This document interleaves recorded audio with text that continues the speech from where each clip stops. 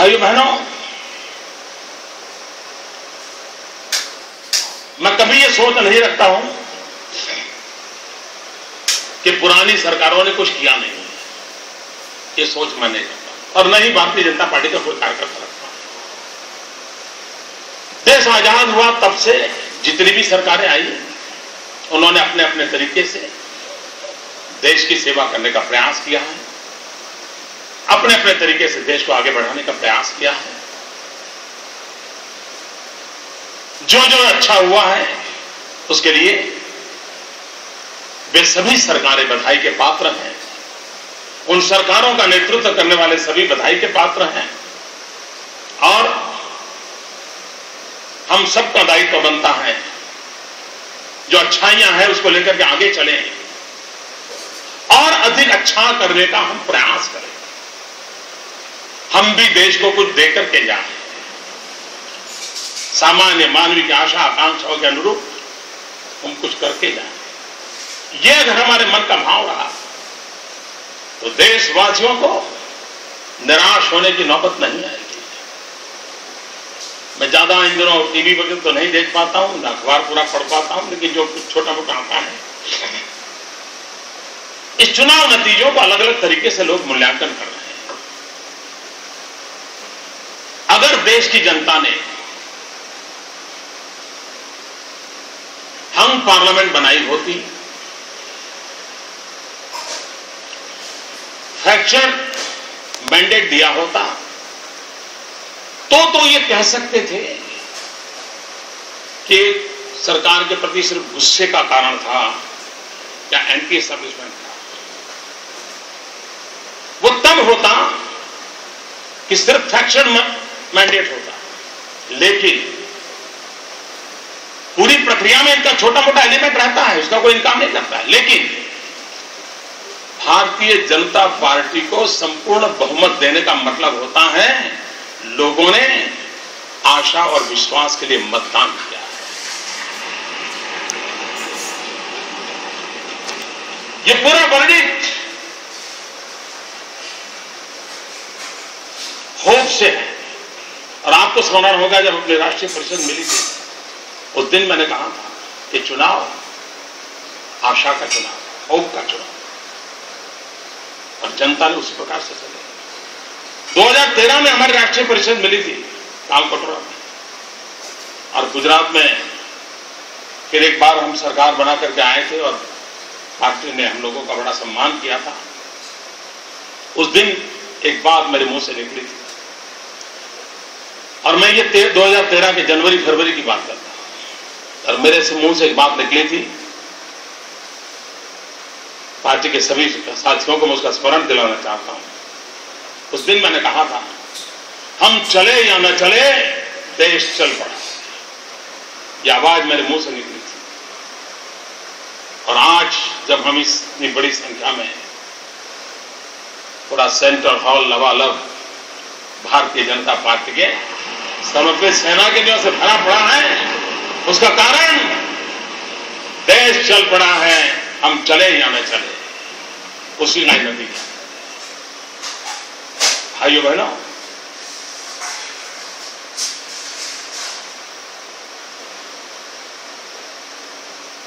ये उमंग उत्साह ये अपना चलता रहेगा, लेकिन जिम्मेवारी का युग शुरू होता है, जिम्मेवारी का कालखंड शुरू होता है।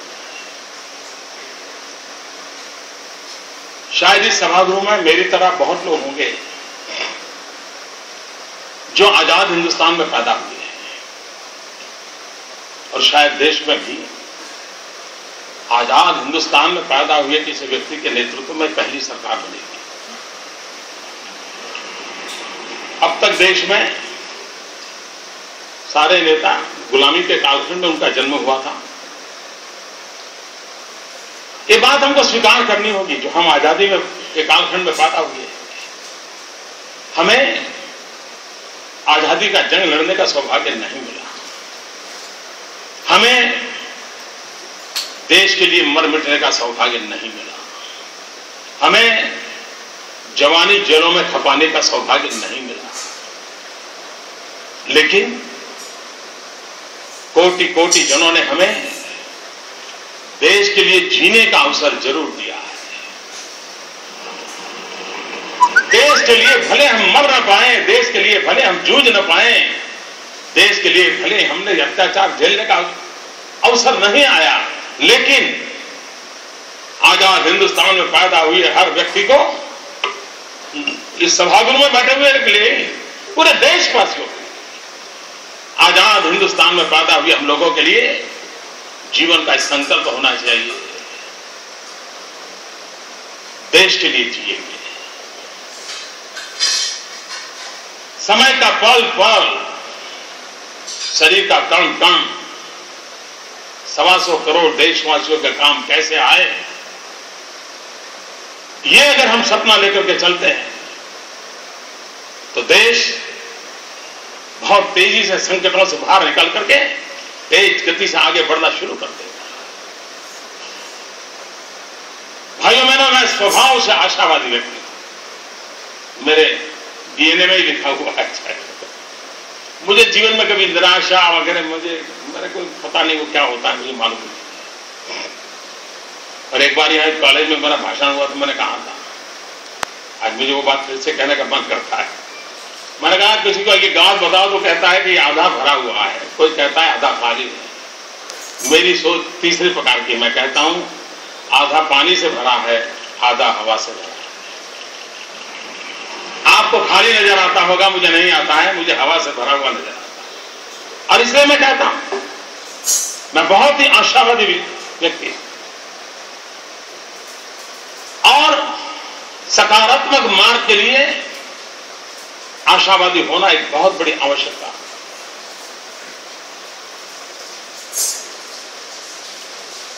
और आशावादी व्यक्ति ही देश में आशा का संचार कर सकते हैं, निराशावादी व्यक्ति कभी देश में आशा का संचार नहीं कर सकते।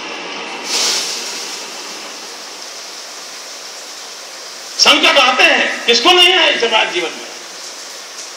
मुझे याद है 2001 में गुजरात में जब भयंकर भूकंप आया, हम मौत की चादर ओढ़ करके सोए थे और पूरा विश्व मानता था अब गुजरात खत्म।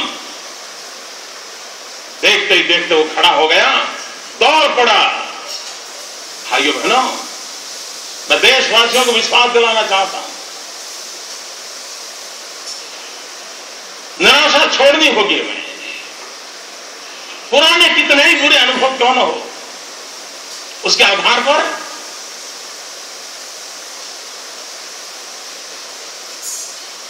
निराश मन को लेकर के चलने की आवश्यकता नहीं है। कौन कहता है दुनिया का इतना बड़ी लोकतंत्र और जागरूक लोकतंत्र, जागतिक लोकतंत्र, ये अगर फैसला करे 125 करोड़ देशवासी, देश कहां से कहां पहुंच सकता है। 125 करोड़ देशवासी एक कदम चले, देश 125 करोड़ कदम आगे बढ़ जाएगा।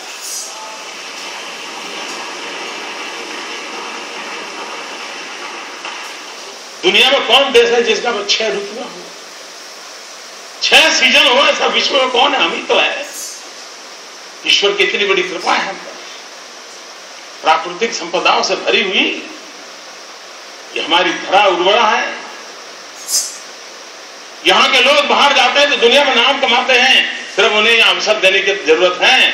शक्ति तो उनके भीतर पड़ी हुई है, सिर्फ मौका देना है। अगर ये अवसर देने के भाव से हम आगे बढ़े। इस चुनाव में 2 बातों पर हम लोगों ने बहुत बल दिया, उन बातों को हमें आगे बढ़ाना है, और वो है सबका साथ सबका विकास। हम सबका विकास चाहते हैं, लेकिन सबका साथ उतना ही अनिवार्य है। उस मंत्र को लेकर के हम आगे बढ़ना चाहते हैं। भाइयों बहनों, ये चुनाव एक नई होप का चुनाव है, नई आशा का चुनाव है। और ऐसे सामर्थ्यवान साथी मुझे मिले हैं। इन सामर्थ्यवान साथियों से और अपने वरिष्ठ नेताओं के मार्गदर्शन से मुझे पूरा विश्वास है भाइयों, 13 सितंबर को जो दायित्व मिला था, जिसको 16 मई को पूर्ण किया, आज जो दायित्व मिला है, मैं आपको विश्वास दिलाता हूं कि जब 2019 में हम मिलेंगे, मैं आपको, देशवासियों को फिर एक बार मेरा रिपोर्ट कार्ड दूंगा।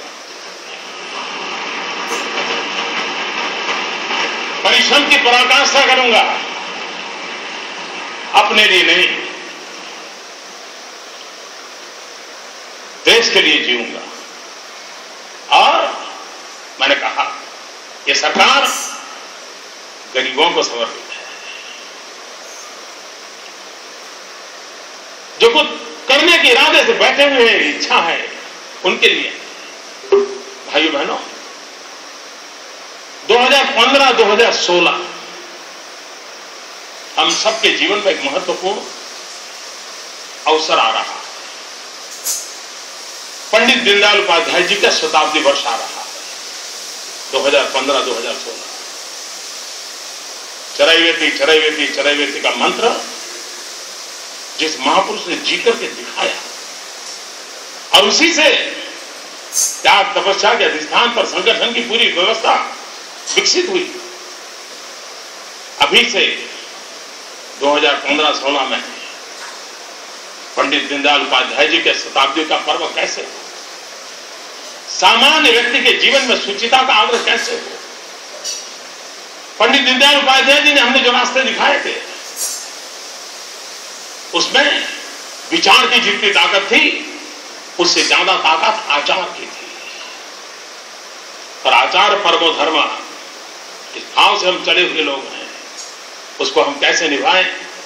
पंडित दीनदयाल उपाध्याय जी के शताब्दी पर्व के लिए पार्टी भी सोचे, सरकार भी सोचे, और दरिद्र नारायण की सेवा, अंत्योदय, ये पंडित दीनदयाल उपाध्याय जी ने हमें दिए हुए। और तब मैं कहता हूं ये सरकार गरीबों के लिए है, क्योंकि दीनदयाल जी के शताब्दी वर्ष में है ये सरकार होगी। भाइयों बहनों, वैश्विक परिवेश में भारत के इस चुनाव को और चुनाव नतीजों को बहुत ही सकारात्मक रूप से देखा जा रहा है। और जो पहला संदेश जाता है, वो विश्व में भारत का रुतबा पैदा करता है। तो देश के कोटि कोटि जनों ने किसी दल की सरकार बनाई ऐसा नहीं है, किसी व्यक्ति को प्रधानमंत्री बनाया ऐसा नहीं है। देश के कोटि कोटि जनों ने इतना उत्तम मैंडेट देकर के विश्व के सामने भारत का सर ऊंचा करने का अवसर पैदा किया। इस चुनाव को कौन जीता को हारा, वो दायरे से देखने का समय वक्त चला गया। ये वो नतीजे हैं जो विश्व को भारत के लोकतांत्रिक सामर्थ्य की ओर आकर्षित करने वाले थे।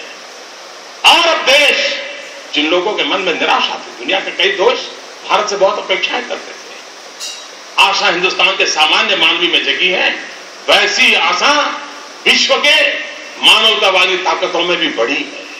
ये अपने आप में वैश्विक परिप्रेक्ष्य में मैं इसको शुभ संकेत मानता हूं। भाइयों बहनों, मैं फिर एक बार पूरे अभियान में लाखों कार्यकर्ताओं ने जो परिश्रम किया है, और एक बात समझिए भाई,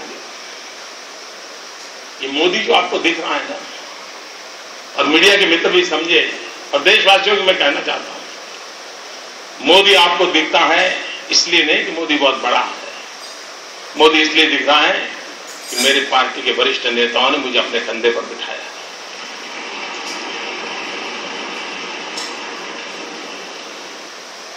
और ये विजय, कभी हम ये गलती न करें।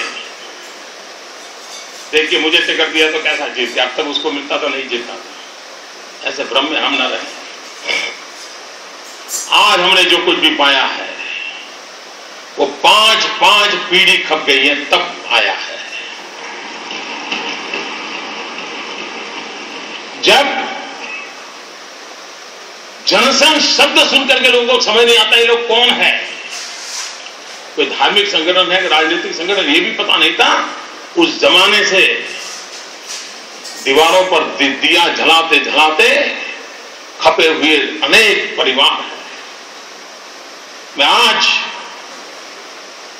उन सभी पीढ़ियों को जिन्होंने राष्ट्रवादी विचार को लेकर के अपने अपने तरीके से तपस्या की है, जीवन खपाए हैं, उन सबको नतमस्तक होकर के नमन करता हूं। और हम भी न भूलें, हम आज अपने कारण यहां नहीं हैं, हम आज उन तपस्या के कारण यहां। अगर इतना सा मन में हमेशा बना रहा, मैं नहीं मानता हूं कि हमें कभी भी समाज के लिए, दल के लिए, साथियों के लिए शिकायत का अवसर आएगा, कभी नहीं आएगा। और इसलिए भाइयों बहनों, ये विजय भी हमारा नहीं है, उन 5 पीढ़ियों की तपस्या का है। ये विजय वर्तमान के उन लाखों कार्यकर्ताओं के पुरुषार्थ का है। और एक भारतीय जनता पार्टी संगठन के अधिष्ठान पर चलने वाली पार्टी है। हमारी ताकत संगठन है। हम में से कोई न संगठन से ऊपर है, न संगठन से परे हैं। वही हमारे लिए सर्वोपरि है। उस भाव को लेकर के हम आगे की जिम्मेवारियों को निभाएंगे। फिर एक बार अडवाणी जी ने आशीर्वाद दिए, आप सबने मुझे एक नई जिम्मेवारी दी है। मैं भली भांति पूरी कोशिश करूंगा कि आपने मुझसे जो अपेक्षाएं की हैं, उन अपेक्षाओं में कभी भी आपको नीचा देखने का अवसर नहीं आएगा, ये विश्वास दिलाता हूं।